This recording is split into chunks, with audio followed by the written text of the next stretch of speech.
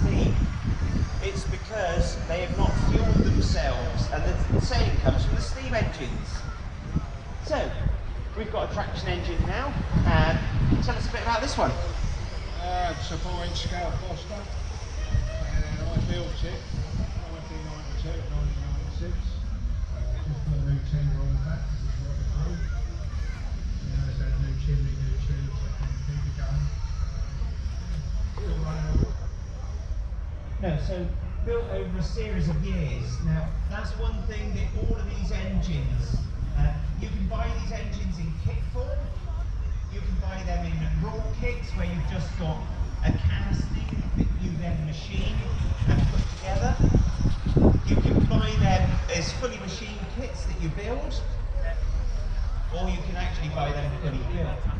But the amount of hours that goes into building these, it doesn't run into tens or hundreds, it's thousands of hours. So the dedication from all the steam people is out of this world. But I must mention the future of preservation again.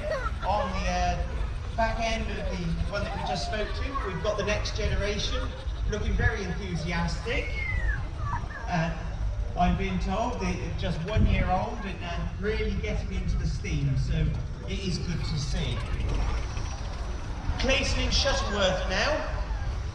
I'm hoping that this gentleman or young lady can tell us a bit about this one. I'm sneaking up on you. Can you tell us a bit about this one?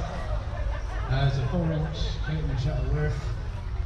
It's a general agriculture engine. I've done it for about 5 years. I've done a bit of work on it. No, thank you very much. So we're going to move along to the, shall we say, the smaller end of the scale now. Now, just because it's small doesn't mean that it couldn't be half size. Because just bearing in mind, everything's based on the original engines. But could you tell us a bit about this one, please? Oh, fantastic. We like the truth. Its original engine was right at the road. A 7 nominal horsepower Marshall 13 gauge